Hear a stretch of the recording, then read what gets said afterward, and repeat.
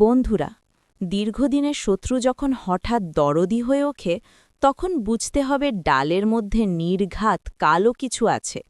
একদিকে নিজের বাবার রক্তে ভেজা শরীর আর অন্যদিকে শত্রু অখিলেশ চৌধুরীর সাহায্যের হাত।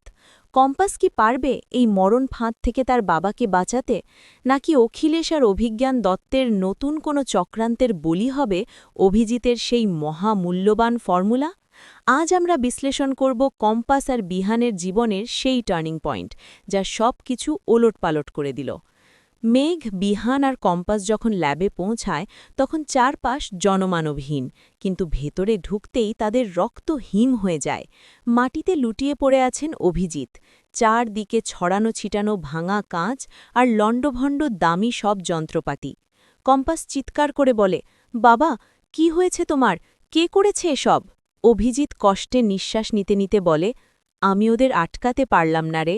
তোদের গাড়ির আওয়াজ পেয়েই ওরা পালিয়ে গেল। লাঠি দিয়ে সব সিস্টেমগুলো ওরা ভেঙে ফেলেছে। কম্পাস বলে, ওরা কারা বাবা? তুমি কি কাউকে চিনতে পেরেছ? অভিজিৎ বলে, ঠিক চিনতে পারিনি, তবে ওদের মধ্যে একটা মহিলাও ছিল। তার গলার আওয়াজ আমি স্পষ্ট শুনেছি। আহত অভিজিৎকে নিয়ে কম্পাস আর বিহান ফিরে আসে অখিলেশ চৌধুরীর বাড়িতে। কম্পাস ঠিক করে নেয় সে আর এখানে থাকবে না। তার বাবার জীবন এই বাড়িতে নিরাপদ নয়। কম্পাস বলে, আমি সিদ্ধান্ত নিয়েছি বাবাকে আর মাকে নিয়ে অন্য কোথাও চলে যাব। এখানে থাকলে ওরা বাবাকে মেরে ফেলবে। বিহান বাস্তববাদী সুরে বলে, কিন্তু কম্পাস, যাবে কোথায়? তুমি পড়াশোনা করে কত টাকাই বা আয় করো? ওনাদের চিকিৎসা আর থাকার খরচ একা টানতে পারবে তো? তার চেয়ে ওনারা এখানেই থাকুন। ঠিক তখনই সেখানে হাজির হয় খোদ অখিলেশ চৌধুরী। তার চোখে মুখে আজ এক অদ্ভুত শান্ত ভাব। সে কম্পাসকে বলে, বিশ্বাস কর কম্পাস, এই কিডন্যাপের চেষ্টার সাথে আমার কোনো সম্পর্ক নেই। তোরা নিশ্চিন্তে এখানে থাক। আমি কথা দিচ্ছি, কোনো রিস্ক নেই। শত্রু যখন অভয় দেয় তখন সাধারণ মানুষ ভয় পায়। কম্পাসের মনের অবস্থাও এখন ঠিক তেমন।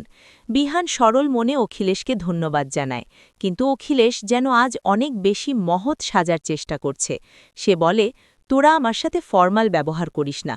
আমি যে নির্দোষ সেটা আমি কাজ দিয়ে প্রমাণ করে দেব।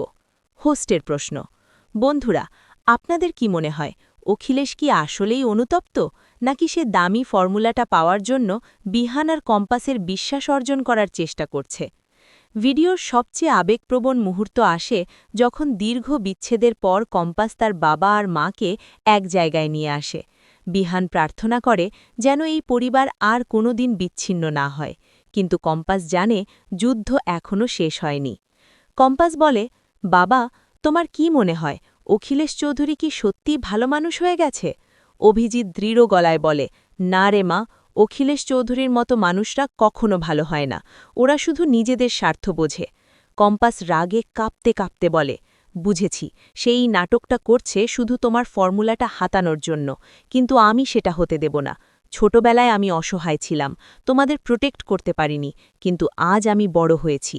অভিজ্ঞান দত্ত আর অখিলেশ চৌধুরী কারও কোনো শয়তানি প্ল্যান আমি সফল হতে দেব না। এটা আমার প্রতিজ্ঞা। বন্ধুরা, কম্পাস এখন এক অগ্নিকন্যা। বাবার চোখের জল আর অপমানের বদলা নিতে সে তৈরি। অখিলেশ চৌধুরী যদি বাঘ হয়, তবে কম্পাস এখন সিংহী। আগামী এপিসোডগুলোতে আমরা দেখব কিভাবে কম্পাস তার বুদ্ধিমত্তা দিয়ে অখিলেশ আর বিজ্ঞানের মুখোশ খুলে দেয়। আপনাদের কি মনে হয়, কম্পাস কি পারবে তার পরিবারকে রক্ষা করতে? কমেন্টে আপনার মতামত জানান। আর হ্যাঁ, ভিডিওটি ভালো লাগলে শেয়ার করতে ভুলবেন না। সাবস্ক্রাইব করুন আমাদের চ্যানেলটি পরবর্তী আপডেট পেতে। ধন্যবাদ।